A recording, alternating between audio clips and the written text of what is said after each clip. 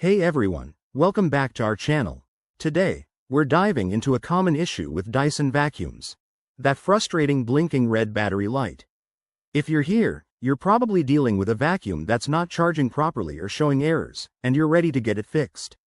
This guide is tailored for 2025 models, so we'll cover the latest tips and tricks to have your Dyson running smoothly again. Don't worry, I'll walk you through this step by step, and it's easier than you might think. First things first, let's understand what the blinking red light means. It usually indicates a low battery, a charging problem, or even a simple connection issue. Start by unplugging your Dyson from the charger and letting it sit for a few minutes. This can sometimes reset the system and stop the blinking. Next, inspect the charging contacts on both the vacuum and the dock. Dust and debris can build up over time, preventing a proper connection. Grab a soft, dry cloth or a cotton swab to gently clean these areas. Make sure everything is dry before plugging back in. If it's still blinking, we're not done yet. Now, for a more thorough fix, try performing a hard reset.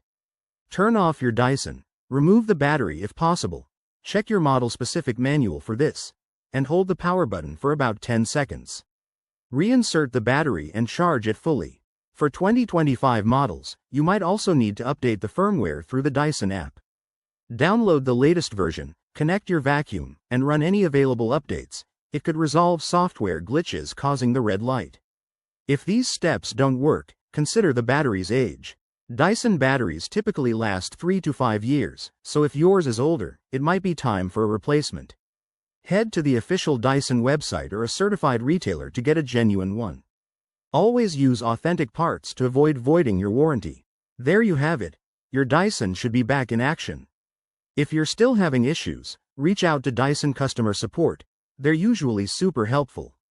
Thanks for watching, and if this video helped, give it a thumbs up and subscribe for more home tech fixes. See you in the next one.